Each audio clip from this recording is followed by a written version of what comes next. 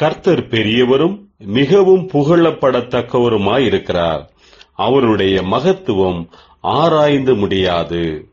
கர்த்தருக்குள் பிரியமானவர்களே, உங்கள் அனைவருக்கும் இனிய காலை வணக்கங்கள்.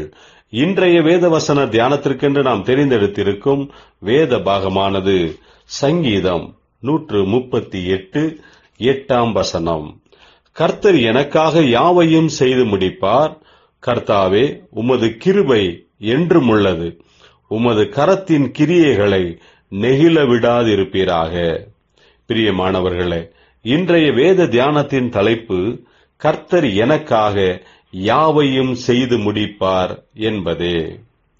அனுதினமும் நம்முடைய ஆவிக்குரிய வளர்ச்சியில் ஒரு சிறிய தூண்டுகோலாக இருக்கும் இது போன்ற வேத தியானங்களை கன்னடா மற்றும் ஆங்கில மொழிகளில் தியானித்து வெளியிடும் அருமையான தேவ ஊழியருக்கு இன்று பிறந்த நாள் நல்வாழ்த்துக்களை தெரிவித்துக் கொள்கிறோம். கர்த்தர் தாமே அவருக்கு நல்ல சுகம், பலன், ஆரோக்கியத்தை பெருக பண்ணி ஆசீர்வதிப்பாராக. கர்த்தர் அவருக்கு கொடுத்திருக்கிற எல்லா ஊழியங்களையும் குடும்பத்தையும் ஆசீர்வதிப்பாராக. பிரியமானவர்களே, இன்றைய தியான வசனத்தில் தாவீது சொல்லுகிறது என்னவென்றால், தேவனாகிய கர்த்தர் எனக்காக யாவையும் செய்து முடிப்பார் என்பதாக. நமக்கென்று கர்த்தர் நியமித்திருக்கும் காரியங்களை கர்த்தரே அவருடைய பலனை தந்து நம்மிடத்தில் நிறைவேற்றி முடிப்பார். தாவீது அபிஷேகம் பண்ணப்பட்டு உடனே அரசனாக பதவியேற்கவில்லை. நிறையவே எதிர்ப்புகள், பிரச்சனைகளை அவன் சந்திக்க வேண்டியதாயிற்று. ஆனாலும் கர்த்தருக்கு ஸ்தோத்திர துதி பாடல்களை பாடிக்கொண்டே இருந்தான்.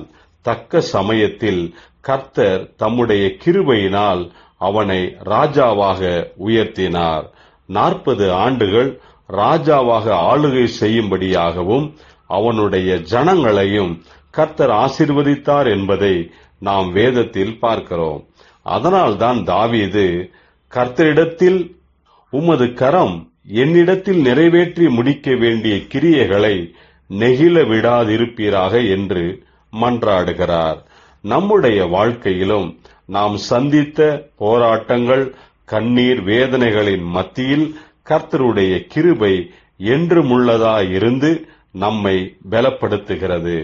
இதற்காக நாம் கர்த்தருக்கு நன்றி சொல்லுவோமாக.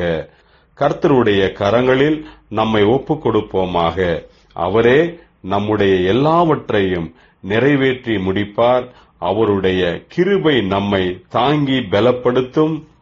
அவருடைய கரத்தின் கிரியைகள் நம்மிடத்தில் வல்லமையாய் செயல்படட்டும். ஜெபிப்போம். ஜீவனுள்ள தேவனே, உம்முடைய கிருபையின் ஆசீர்வாதங்களுக்காக ஸ்தோத்திரம். எப்போதும் எங்களுடன் இருக்கும் உம்முடைய கிருபைகளையும் எங்கள் மூலமாக நீர் நடப்பிக்கிற உம்முடைய கிரியைகளுக்காகவும் அற்புதங்களுக்காகவும் நாங்கள் நன்றி சொல்லுகிறோம். உம்முடைய கிருபையும் பலனும் எங்களை தாங்குவதாக. இயேசு கிறிஸ்துவின் நாமத்தில் ஜெபிக்கிறோம் நல்ல பிதாவே. ஆமேன்.